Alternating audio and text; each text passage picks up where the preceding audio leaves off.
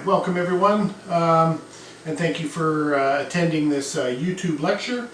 This is the first of a three-part series dealing with Russia, predominantly from the revolutionary period.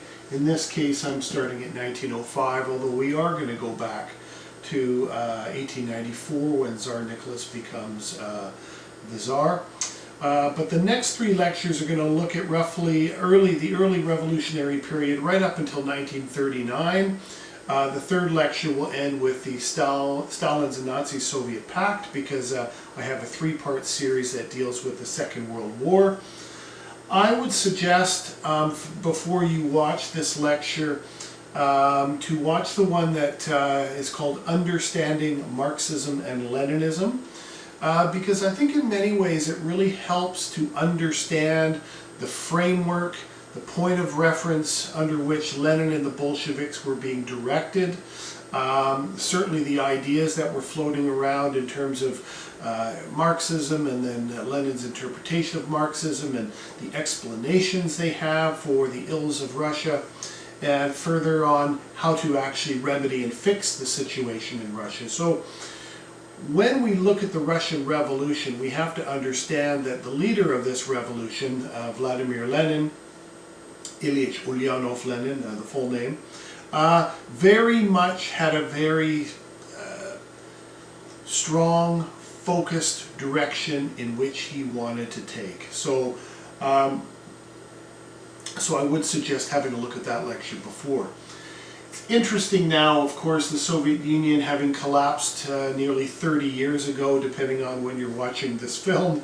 It's roughly 29 years ago, to be precise, in 1991, when that government completely collapsed. As I said in the previous lecture, it's an interesting thing as a high school teacher to be teaching these subjects, because the high school kids, of course, have no memory of the Soviet Union, and for them, it's as far back in the past as any other period, whether it be Nazi Germany or, for that matter, the Roman Empire, somewhere back there. And it's remarkable, you know, when you look at the flag even today, it still is just a very striking symbol, and it's remarkable to think the tremendous impact that this symbol had on nations all over the world, that the birth of the Soviet Union, I believe, is probably the single most important event of the 20th century, simply for the fact that it causes a chain and series of events that bubble into the rise of fascism, the outbreak of World War II, the Cold War, and so on and so on and so forth. You know, sometimes when we look at, for example, fascism, we may forget, and maybe people overlook the idea that a lot of the hallmarks of early fascism was its fierce anti-communism. That, you know, when we think of the Cold War, we think of anti-communism, but really the fascists despised communism, and that's where we really see a lot of fascist organizations being able to maintain this momentum of getting support by capitalizing on people's fear of having their property taken away by the communists. So, you know, there is that link as well. So throughout the 20th century, you know, this revolution, the big one, the big two in 1917, have a tremendous impact on the rest of this century. And unfortunately, what started out as, you know, you've heard the cliche and the refrain has been often said that the communism is a great idea on paper, but it was never well practiced.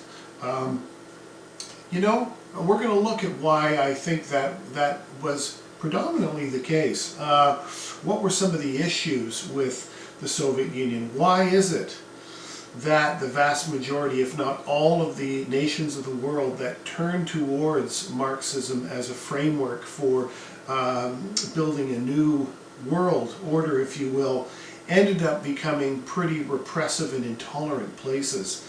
It is ironic in many ways, because those were not the virtues by which people were drawn to communism in the first place. They were drawn to communism for its egalitarian nature, through its sense of justice, through its ability to answer complex questions, to pave the road to a new world order, into the, into salvation, if you will. So, it's a very, very fascinating and remarkable period of history.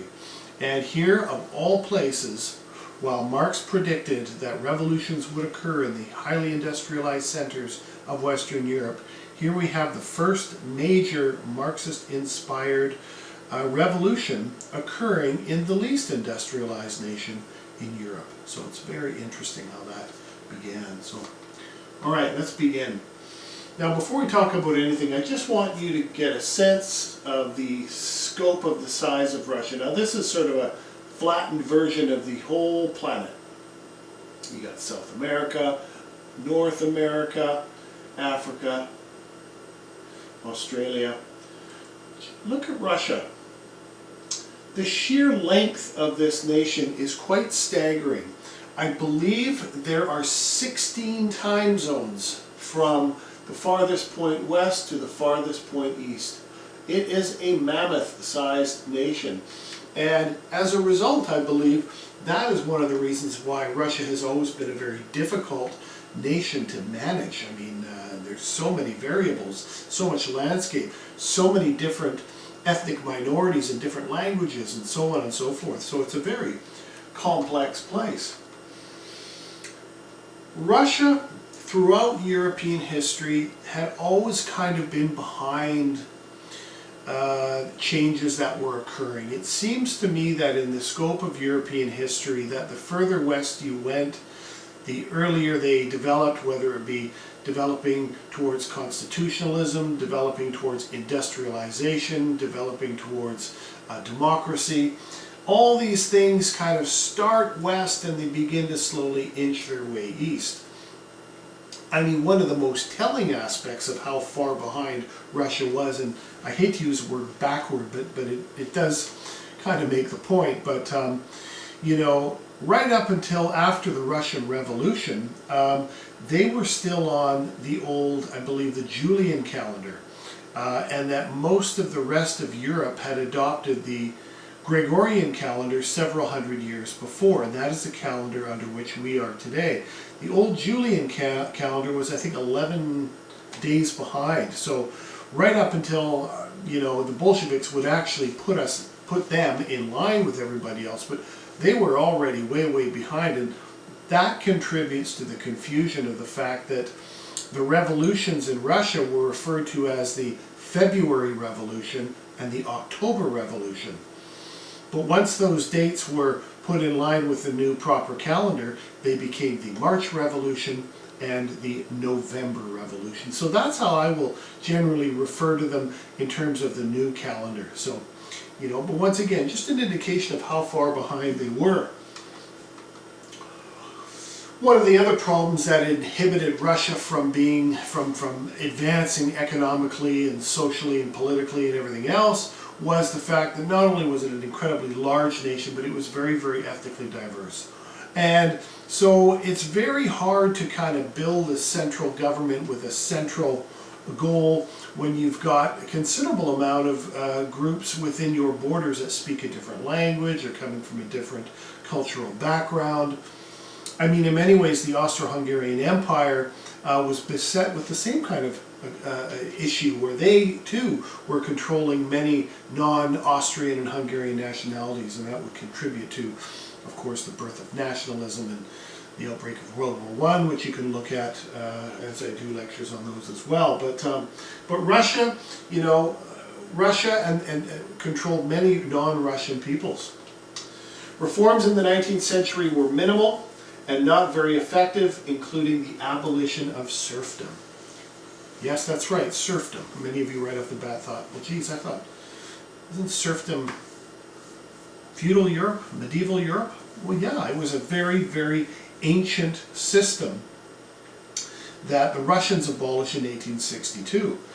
And, it's interesting because it's right around the time where the United States, where Abraham Lincoln implements his Emancipation Proclamation, which I believe was the year before in 1861, but very close. what's interesting with the abolition of serfdom, and you could draw the parallel with the abolition of slavery in the United States too, is the idea that if you have nothing and you have no formal training, you have no education, you've lived in the service of others all your life and perhaps for generations, when you are free, are there limitations to freedom if you have nothing? You know, some would argue that, well, that is the case, and if you were a serf in Russia and you were suddenly free, you know, what are you going to do? Where are you going to go? You don't have any money, you don't have any skills. Oftentimes you would go to your lord and say, look, you know, it's all fine and good that I'm free, but I've got nowhere to go, so can I just hang out here with my family and keep doing what we're doing, keep tilling the land? And in many ways, and many times that would be the case. So the economic relationship between the lord and the serf really didn't change, even though on paper that system had been abolished. So anyway, very, very much behind the game here. Economic stagnation would lead to the rise of radical groups in the late 19th century. Radicalism doesn't just happen for the sake of it happening. Radicalism of any kind, whether it be radical on the left or the right, is instigated by distress, instigated by poor economic conditions, instigated by a sense of hopelessness that you may feel in your country or in your society. So it shouldn't be surprising that because Russia was still an absolute monarch, was still economically stagnant, that there was going to be a bubbling cauldron of particularly intellectuals in Russia who maybe had an exposure to what was happening in Great Britain or France or Germany, and they said, wow, man, those guys are way ahead of us, we want to move forward. So the more that intellectuals became aware of how far behind they were in development, the more there was a push for change, and as a result, the birth of a variety of radical parties. So extreme radicals like Lenin, who we'll spend quite a bit of time talking about, planned their activities outside the country because the Tsar's government was constantly kicking them out, you know. It's interesting that when we look at the relationship between people like Lenin and Stalin and Tsarist Russia, they would usually either kick them out of the country or exile them to Siberia for X amount of time, and you know, but they always came back, you know, and they would come back and continue planning and plotting their overthrow of the government. Nicholas became Tsar in 1894 after years of neglect by his predecessors. Nicholas II is such a fascinating character in so many ways. He becomes king in 1894, and here he is up here. He's a tragic character, because unlike his first cousin Wilhelm II, who we've spoken about quite a bit in the past, Nicholas was very shy. He was very kind of naturally sort of introverted. He was a dedicated father and husband. We know that from his journals, from the films. You can watch old films made during this time. Clearly was somebody who would have just rather had been with his family, had a regular old job, and lived his quiet life in the country in Russia somewhere. But that wasn't the case. He was destined to be the next Tsar because his father was Tsar. And in fact, the day that he becomes king, Tsar, he wrote in his journal, "This is a day that I have regretted all my life." In other words, he has been waiting for this day, but not with relish, not with joy, with dread, because he knew the tremendous responsibility he'd inherited. And, you know, here he was, 1894, now the new Tsar. He was the last Tsar, of course, of the Romanov dynasty, who ruled Russia from 1894 to 1917. He was the cousin to King George V and Kaiser Wilhelm II. Kaiser Wilhelm is of Germany, and King George is of Great Britain. Now, keep in mind that the Kaiser and the Tsar were absolute monarchs for the most part. King George, though, he was a constitutional monarch. You know, he didn't have near the huge responsibility that the other monarchs did, and maybe that was a blessing for someone like King George. But what's interesting is that King George, and I don't have a picture of George here, but George and Nicholas look strikingly similar. In fact, some of you who maybe saw this picture immediately thought, oh yeah, that's King George. It's definitely in the eyes.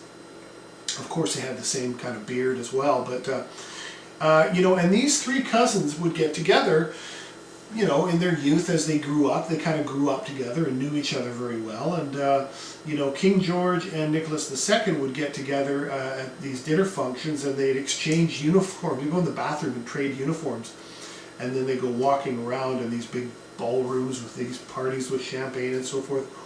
You know, when people would walk up to George and say, "By God, George, you look dashing." And then George would start speaking Russian and giggle away, and everyone would be like, "Oh my gosh, it's not George, it's Nicholas." And so they played these kind of games, which I thought was quite cute that they would do this, you know, that they would sort of have a lot of fun pulling people's legs by making them think they were each other, just by simply changing each other's uniforms. So, as I said, he was shy and introverted, but he'd inherited a system, he'd inherited a country, and he had inherited the role modeling of his father. So unfortunately, as a result, he was a devoted autocrat. He neglected the burgeoning movements in Russia, which rose out of the monarchy's indifference to the poor and to peasants. I'm not going to suggest that Nicholas II was a cold-hearted autocrat. I think that he just was in such a different world. He was so disconnected from the hardships that the majority of Russian people faced. He just couldn't identify with them, and he looked at them as children that would at times need to be disciplined, and children that misbehave, and there was very sort of a maternal and paternal feeling between the Tsarist monarchies towards their peoples. I think even at one point during the revolution, Alexandra, who is Nicholas's wife, referred to them as petty dish rags. So, I mean, there was this kind of sense, and I think that was just the reality of the world in which they lived. They lived in winter palaces and elegant clothing and elegant wines and cleanliness and servants and everything else. So they were in a completely different world than most common people. Nicholas's ignorance of the masses, would lead to his inevitable downfall. You know, at the end of the day, Bolshevism, radicalism, hostility to the monarchy in whatever shape or form was on the move. And, you know, it just seemed that every time there would be some sort of upheaval, the only thing that Nicholas thought he could or should do would be to suppress and stop it. But the more he tried to suppress these movements, it was like throwing gasoline on a fire. And certainly by 1917, there was just no hope for the monarchy at that point. There had been so much entrenched displeasure and anger, you know. And the thing is, people can be angry about their leaders and not want them there, but may not have a solution as to what they want. I mean, certainly when you look at 1789 in France, many of the French revolutionaries were originally just wanting to overthrow the king, get rid of the king, you know. But then what, you know? You've got to have something in place, you've got to have a goal, you've got to have a system, something that you can put together, because you need stability, you need order. And, you know, I would say that most peasants, poor, were pretty disconnected, not only from the monarchy, but, you know, they certainly wouldn't have known what to do once power would be gained by a group of people. Lenin, on the other hand, knew exactly what he wanted to do, and this is where Lenin becomes so important. But, all right, well, let's look at the first real cracks in the system. Of course, it was the 1905 revolution, which was unsuccessful but created a tremendous amount of instability, and definitely the Tsar finally realized that the problems were really, really significant. The 1905 revolution was actually largely instigated by the consequence of this war, the Russo-Japanese War of 1904-1905. Essentially what this war was about control of certain parts of the Pacific in Russia. So Port Arthur in particular was key. So if you look at this map on the left here, you've got Japan, you've got Korea, and here is the Yellow Sea, right? And Manchuria is sort of up over here. Port Arthur is in here. And I think for the Russians, the access to Port Arthur and to their Pacific ports was so key, because the northern ports in the Baltic were frozen up solid for several months of the year, and their navies were locked in. There's nothing they could do. So for the Russians, their Pacific ports and their Mediterranean ports off the Black Sea were very, very important to them, so that they could have an active navy, if need be, 12 months of the year.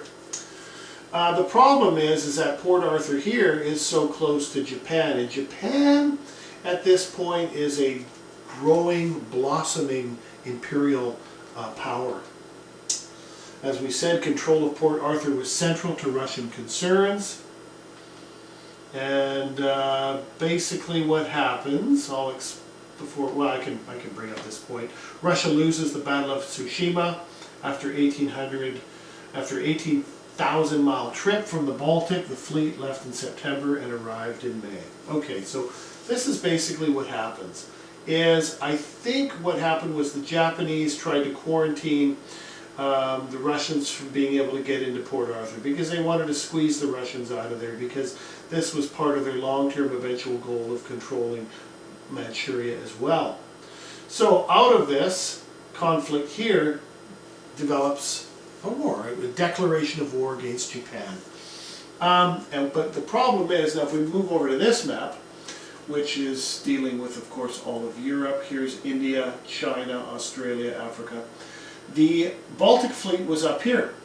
So when they declare war, they have to go all the way around. Now, some might be thinking, well, at least they can go through the Mediterranean, Suez Canal, and across that way. They couldn't, because Britain had just signed a friendship agreement with Japan, and they didn't want to upset the Japanese with a new agreement, so they told the Russians, sorry guys, we got to go all the way around. So around go the Russians. This is a long trip. Like I say, 10 months. By the time they get to the southern part of Africa, they're exhausted. There's one incident where they thought that they should probably do some target practice, so they disconnected one of their fishing trawlers that they dragged along so they could fish on the way, and they would do target practice. And for some reason, I don't know all the full circumstances, but I think they ended up shooting one of their own battleships by accident and sinking it, and the captains were furious, and they said, let's just get out of here and keep going. So off they go. You know, months and months. Remember, they leave in May, June, July, August, and through Indonesia, and finally they get here. Now here is where I want to take you back to the other map. Okay, there's Japan here, here's the Korean Peninsula. Here we are here. Now what happens is, the Japanese have just been sitting here waiting for months. Like, come on guys, let's hurry up. And they know that the Russians are probably going to want to go up to Vladivostok to refuel and rest. So they're basically waiting, the Japanese are waiting here in these straits between Japan and Korea, the Straits of Tsushima. Now just to set you up for what's going to happen next, when the Russians' navy is old and decrepit, the way they communicated from ship to ship, these are the Russians, is they did it through a flagging system. So if one ship wanted to communicate with one, they'd have flags going like this, red, blue, go, left, hello, how are you, whatever it may be, right? The Japanese are a little bit more savvy. They had all the newest technology. They could communicate from ship to ship with radio. So what happens is that when the Japanese, or when the Russians finally get, after 8 months or whatever it is, to the Straits of Tsushima, the Japanese are just sitting and waiting for them. And unfortunately, when the Russians arrive, it is foggy in Tsushima. So the Japanese are there. All right, guys, there's a couple of rescues on your left, 2 on the right. Is everybody ready? And the Russians, of course, they can't see each other, so they can't communicate with each other. They're basically sitting ducks in the fog. And all of a sudden, pow, the Russian Navy begins to pound, the Japanese Navy begins to pound the Russian Navy. They sink, I believe, every single Russian ship. And just like that, boom, the Navy is decimated. And eventually, of course, Japan wins this war. And what an incredible shift, because here you have this old, decrepit, dying monarchy in Tsarist Russia, defeated by this emerging, growing, powerful, and now confident Imperial Japan. So it was a huge humiliation for Russia. And Russia loses the war, and the terms, though, were mediated by none other than Theodore Roosevelt, who kind of gets involved in trying to, because of course the Americans had interests in the Pacific too, and they didn't want these two powerhouses continually fighting, and it could inhibit American interests, I think. But either way, Roosevelt got in there and negotiated a peace. Now, once the Russian people heard that they had lost this war, they were devastated, and it leads to a revolution. Basically, it's triggered by a group of people who are heading down to the Winter Palace, mostly women and children and some priests. Father Gapon, I believe, was the name of the priest that was heading this procession. They wanted to go down and give a petition to the Tsar to demand better food supplies, blah, blah, blah.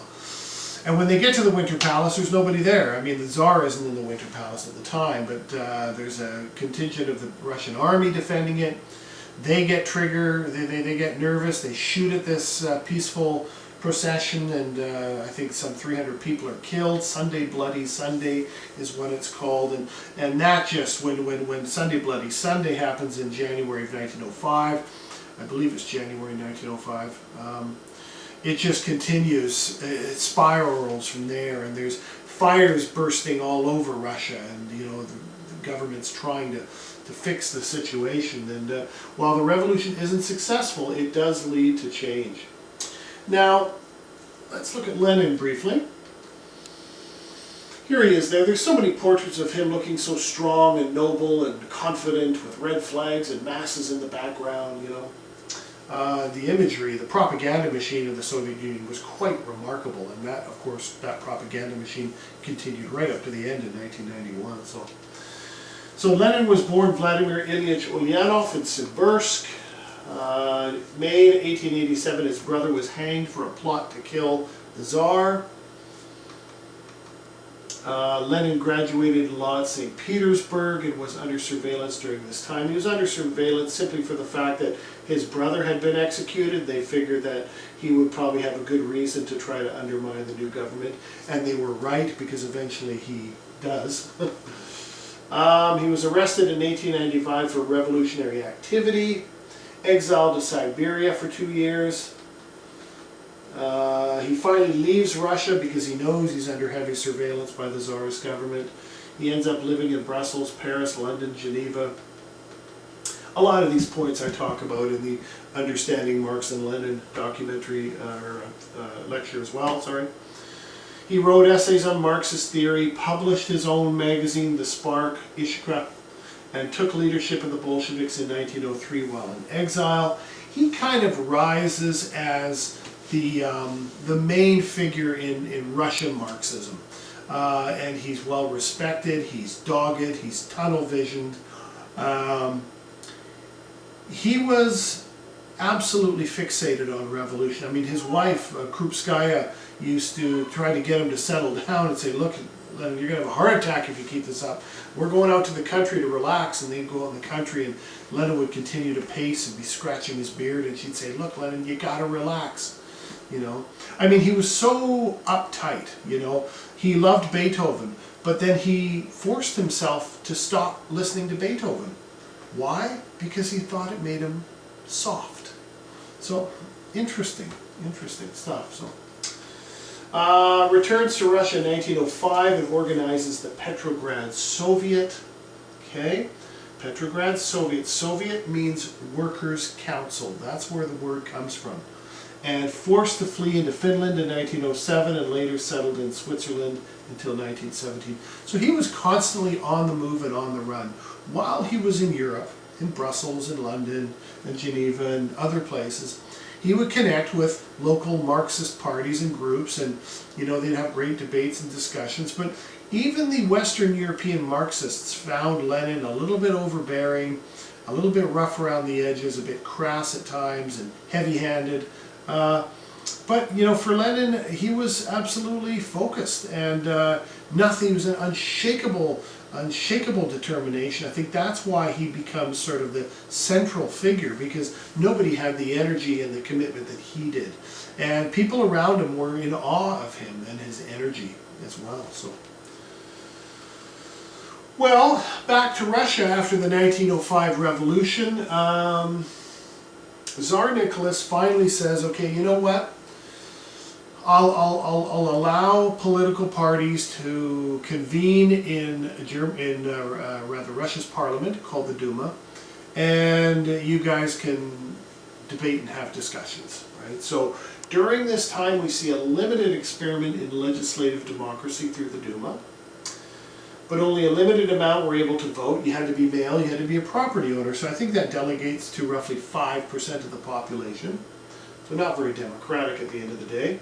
Most radical groups refused to participate because the Tsar had too much control. The Bolsheviks, Lenin had no intention of being involved in any sort of democratic institution of any kind. He wanted conditions to be as terrible in Russia as possible, because the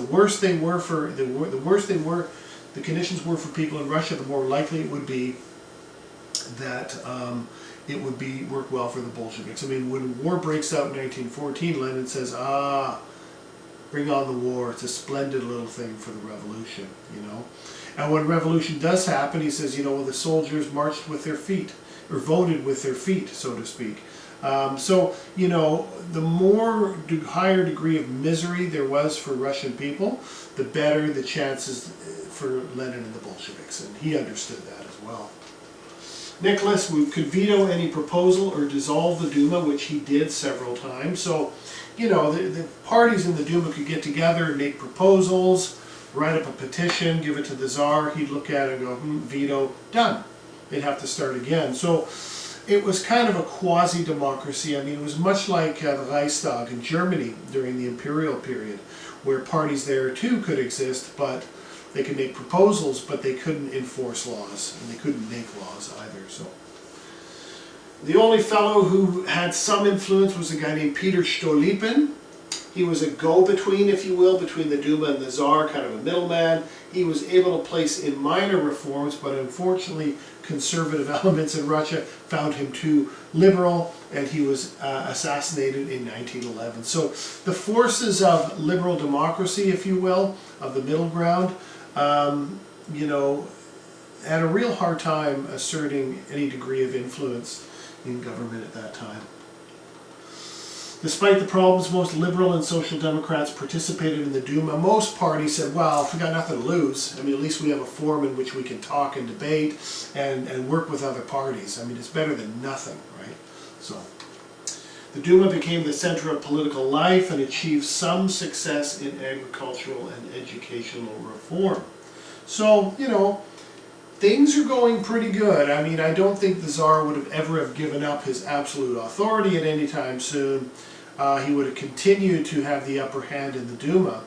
But when 1914 happens and war breaks out, that's when things really begin to fall to pieces for Russia, because they were already in pretty rough shape, and the war just made things even worse. Which is my point here. War, economic collapse, and revolution hindered the democratic process in Russia. So, well, there's a whole other interesting layer of a narrative in Russia, and that is, of course, that Tsar Nicholas, his only son, Alexei, the king-to-be, suffered from hemophilia.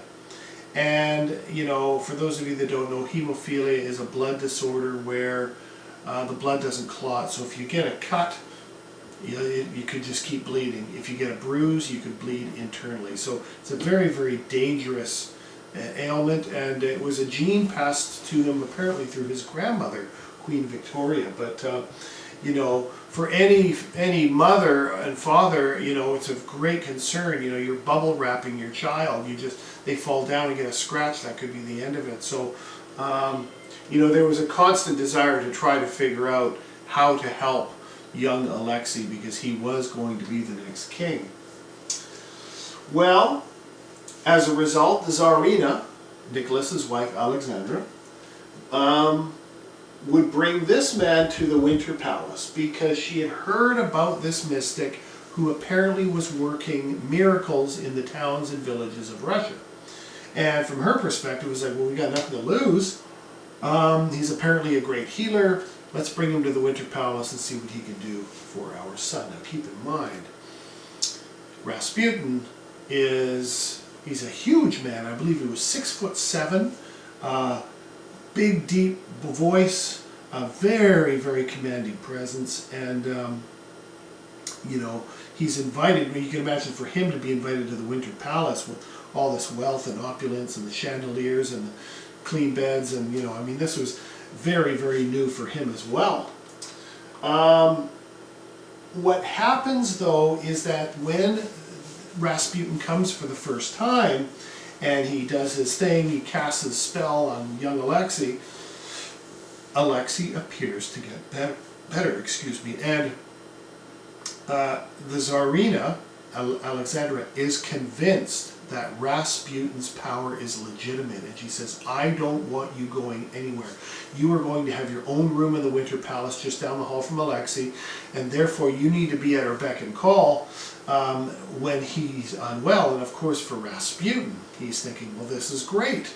Clean sheets, clean bed, all the food and drink I could have, and he loved to eat and drink. He was quite a partier, so to speak. And he had quite a reputation of being a womanizer and a heavy drinker. Now this is something that the Tsar and the Tsarina would not have necessarily been aware of, but all the people in the towns and villages who knew Rasputin were dumbstruck that he had suddenly been given this golden ticket and was staying at the Winter Palace. They thought, what the heck is wrong with the Tsar and the Tsarina? To think that this guy is the real deal. You know, he's just an opportunist, he's a drinker, a womanizer, he's everything a mystic shouldn't be, a religious mystic. You know, he's like the antithesis of you know, decent and all the other things that a mystic should be. But basically what happens, and I should note that Tsar Nicholas was suspicious of him. He didn't like him right off the bat, but he was conflicted because he brought joy to Alexandra, and she was happy, so he kind of tolerated it. But one of the rumors is that apparently, and I can't prove this, and I've read it in several sources, it's an interesting thesis, that Alexandra would fall into an intimate relationship with Rasputin that went on for quite some time. And apparently, when the Tsar found out about this, that was a point at which the Tsar thought, okay, Rasputin is out of here, we're going to have him executed. So, now to what extent that is for certain truth, we don't entirely know. I haven't read any of the recent histories of Russia to get the sort of more modern details, but I remember reading a couple, and that was something that was brought up that could be the case. So as a result, Tsarist officials would have him killed in December 1916, but the damage was done to the monarchy. So basically the story is, there's several different versions of his death, and how he dies in itself is a bit of a story, and I've read so many different versions of this story. I'll give you kind of one that I think is somewhere in the middle. You know, I mean, it's hard to really determine sometimes when historians exaggerate or when things are blown out of proportion, but this is what I kind of get from what happened, that he was invited to this home for some drinks by a couple of Tsarist officials. I think that he knew he'd had interactions with in the Winter Palace. Hey, it's Friday night, come on over. So these two guys are hired to basically kill him, but they have to do it in such a way that it doesn't look like an execution. It has to look like he died of a heart attack or something, because the Tsar didn't want it to look like a political assassination.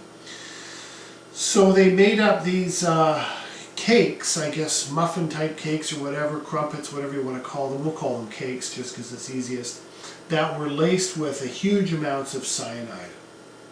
And enough to kill 10 men, so one cake he should be gone. So, so they invite him over for these cakes and some wine, and, come on in, Rasputin, have a seat, can I get you something to drink? And, oh yes, I'd like some wine. They bring him a bottle of wine, they bring him a crumpet. He eats crumpet, belches, drinks down some wine, and the two guys are waiting. Nothing happens. They're looking at each other like, why isn't this guy rolling over and writhing and foaming from the mouth? But that didn't happen. They say, would you like another cake, Mr. Rasputin? Oh yeah, sure, okay. They give him, he eats a second one. And at this point, they're completely perplexed, and he excuses himself to go to the washroom. So I guess when he goes to the washroom, they say, the guy's not dying, we got to kill him. So they make the decision to shoot him in the back 3 times, 2 or 3 times. He collapses. Done. Okay, he's dead. And when they go to pick up the body, he gets up and runs out the door. And they're, oh my gosh, they chase Rasputin down the streets of Petrograd, or St. Petersburg rather. And where Rasputin, now this is December 1916, it was apparently one of the coldest on record. And he gets to the river Neve in Petrograd, St. Peter. I say Petrograd because the Russians do change the name of St. Petersburg to Petrograd during the war, because St. Petersburg sounded too Germanic. So Petrograd is a better Slavic sounding name. Anyway, Rasputin gets to this river. It's covered in ice, right, because it's frozen over. They shoot him a couple more times. He collapses, and because of his sheer size and weight, he crashes through the ice, gets sucked under the ice, and drifts down the river. A couple days later, his body is found, and an autopsy is done. What's interesting is the official cause of death in the autopsy was not poison, was not from the bullets, it was from drowning.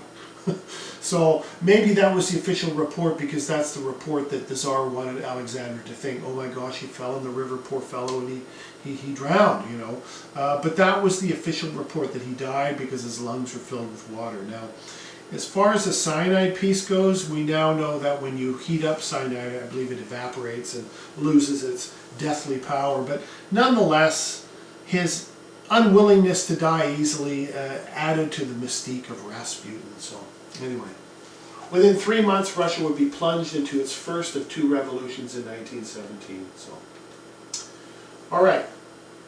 So Lenin is still out of the country at this point, and the war is having a horrific impact on Russia. And what begins to happen is in March of 1917, there are bread riots. And what revolution does not start with a bread riot? I mean, at the end of the day, what is it that is going to drive people like you and I, just good, common, decent, law-abiding citizens, to take up arms against our government? That would take a huge amount of frustration. Well, when you're starving and there's no food, that's the point at which people might get violent. So it starts with a bread riot, food shortages, corruption. Basically, Nicholas abdicates, meaning he quits. He says, fine, I get it, everyone's angry, the war's going poorly, I will abdicate the throne. A provisional government is established, meaning temporary. They're going to kind of see Russia through the war. When the war's over, they can set up a constitution and have democratic elections. But they're temporary. They're dominated by the democratic wing of the Bolshevik Party, which split into 2 in 1903. And the Bolsheviks became the militants, the Mensheviks became the moderates. The Petrograd Soviet and later the Bolsheviks seek to undermine the new government. Lenin did not want the Mensheviks to be successful. The last thing he wanted was this social democratic party to steer Russia into a moderate democratic form. But the reality was there was so little infrastructure in Russia to facilitate a conventional democracy, so much would have to happen in Russia. And I think the Bolsheviks themselves face this when they take power as well, that Russia was incredibly underdeveloped. One of the major reasons that the Russian military was in such terrible shape. I mean, they were devastated on the front against the German Imperial Army. So, all right, so provisional government would seek to establish democracy, but moves too slowly for most. There was no patience. People wanted action now. People were starving. People wanted the war over. They wanted a job. They wanted to feel a sense of security. The government decision to stay in the war becomes a fatal mistake, and by the summer, the original leader of the provisional government, a man named Lvov, I don't know how to pronounce it, it's L-V-O-V, is taken over by this guy, Alexander Kerensky, who's a well-spoken, articulate, good-looking lawyer, perfect man for the job in many ways, but his decision to keep Russia in the war was a fatal one. Why does Kerensky decide to keep them in the war? Simply because he knew that he was going to have to depend on Britain and France for aid and help when the war was over. And if they pull out of the war now, it's going to completely cause tremendous grief on the Allies, who then would face twice as many German troops on the Western Front. So, there's a lot of things at stake for Russia to pull out of the war. In April of that year, Lenin is like, oh my gosh, I've missed this revolution. I got to get in there and steer it. He returns to Petrograd Station in April, and he makes his pronouncement, all power to the Soviets, and peace spread land, his April theses. You know how he got to Switzerland, by the way? Or how he got to Russia from Switzerland? The German imperial leadership, Kaiser Wilhelm's government, put him on a sealed train to protect him and sent him directly back into the heart of Russia. Now, why on earth would the German monarch send a Marxist revolutionary, a known rabble-rouser, into the heart of Russia? Because they knew that if Russia was going to pull them out of the war, which was one of his top programs during this time, that was good for Germany. So they couldn't give a hoot what political stripes he was. Get him back to Russia, get him to pull them out of the war, and then maybe Germany will win the war in the West. Peace, bread, land. Pretty simple. 3 words. He was, here's an intellectual who could have used grandiose rhetoric, in his speeches, but he's speaking to peasants. He needs to speak in a language that everyone can identify with, and everyone wanted peace, everyone wanted bread, and everyone wanted land. So, in July, he attempts to seize power, but he ends up fleeing to Finland after a failed coup. Here he goes again, and I think he had to dress as a woman to get out of Russia because he would have been arrested. The new Prime Minister, Kerensky, at the time, asks Kornilov to put down the anarchy, but Kornilov seeks to take power from the Provisional Government. Okay, so where things get a little bit murky, so I'll try to explain. The Provisional Government was facing a lot of challenges, not only from the Bolsheviks, from all kinds of political organizations. Kerensky, the leader of the Provisional Government, hears that this Tsarist officer named Kornilov wants to swoop into St. Petersburg on a white horse like Napoleon Bonaparte and take control of the Russian government, to steer it in the right direction. And Kerensky's freaking out. Oh my gosh, I got all these people. Who am I going to turn to help? So he turns to the Bolsheviks. It's interesting what happens next. He turns to the Bolsheviks and says, look guys, I got this Kornilov guy, he's going to come, he's going to wreck everything for all of us. Will you help? And the Bolsheviks are like, you're asking us for help? Sure, yeah, okay, we'll help, but we need guns, so, give us 40,000 guns. I can't remember what the figure was, it was pretty high. So Kornilov, or rather Kerensky, the leader of the Provisional Government, gives the Bolsheviks X amount of rifles to hold off this Kornilov coup d'etat. And as it turns out, Kornilov changes his mind. Maybe he was alerted that the Bolsheviks were armed and were ready to defend the Provisional Government. But either way, Kornilov goes away, doesn't try to take over. Kerensky says, oh, great, thanks guys for defending, I'll need those guns back. And the Bolsheviks say, not a chance, man. We're going to tuck those away for a rainy day. And of course, the guns that they used to take Petrograd in November of 1917 are many of the very guns that were given to them by Kerensky to defend against the Kornilov coup. So they hold on to their guns. Now, from a propaganda perspective, by the way, the Bolsheviks look good because they were willing to risk their lives to defend the Provisional Government. All right, well, here he comes again. I mean, it's just like a broken record. He's in, he's out, he's in and out. By the time Lenin comes back in November 1917, he is so distraught with and troubled with and determined to steer this revolution. He comes back from Finland in October 1917. He convinces his comrades that now is the time to take power. We can't sit around and wait for this thing to change. We need to steer it. We are the vanguard of the proletariat, and we need to direct this revolution. Many of the leading Bolsheviks weren't in agreement, but they have 350,000 members at this time, and Trotsky becomes their military leader. Later, during the Civil War years, Trotsky becomes the leader of the Red Army, and he's later kicked out of Russia by Stalin in 1927. November 6th and 7th, the Bolsheviks take over key parts of the city, and Lenin takes charge. So they take over the parliament, the Duma, they take over the Winter Palace, they take over the police stations.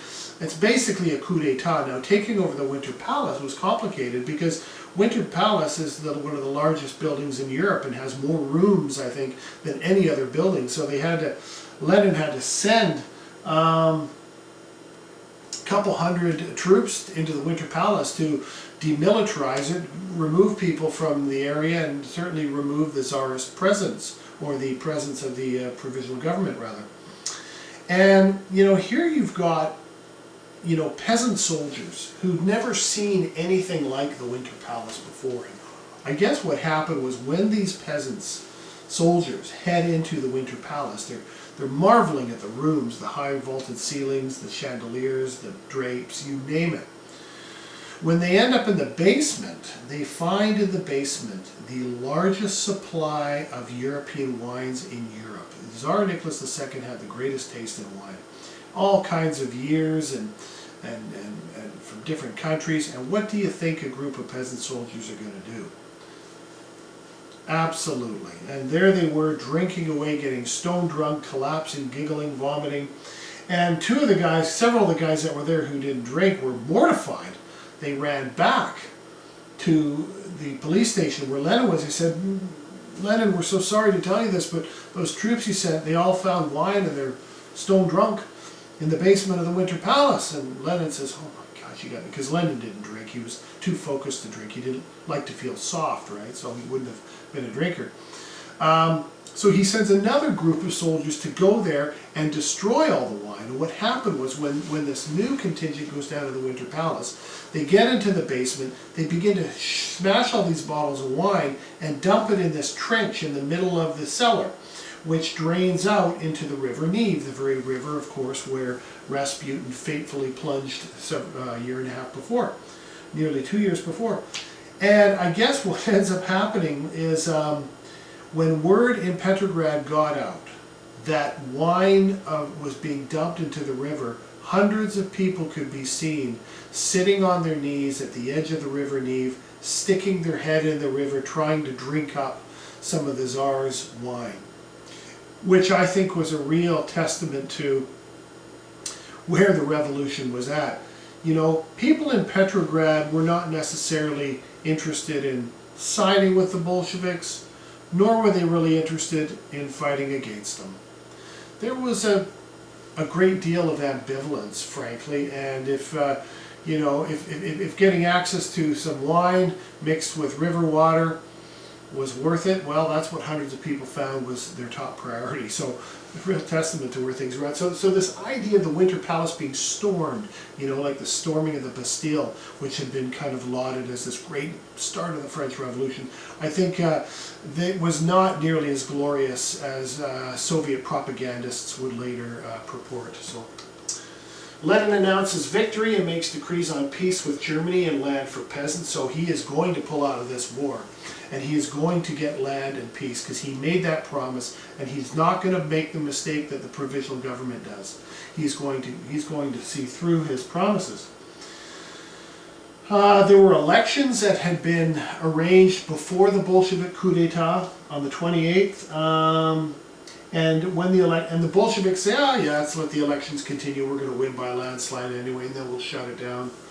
Only 175 out of 701 seats were voted in terms of the Bolsheviks, in support of the Bolsheviks. So you think Lenin's just going to roll over and die at this point, now that he controls all the heart and center of Petrograd and the police stations and the guns?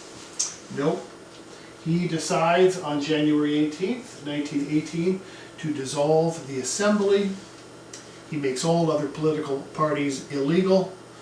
And from that point forward, he moves towards his tunnel vision goal of creating his new communist state.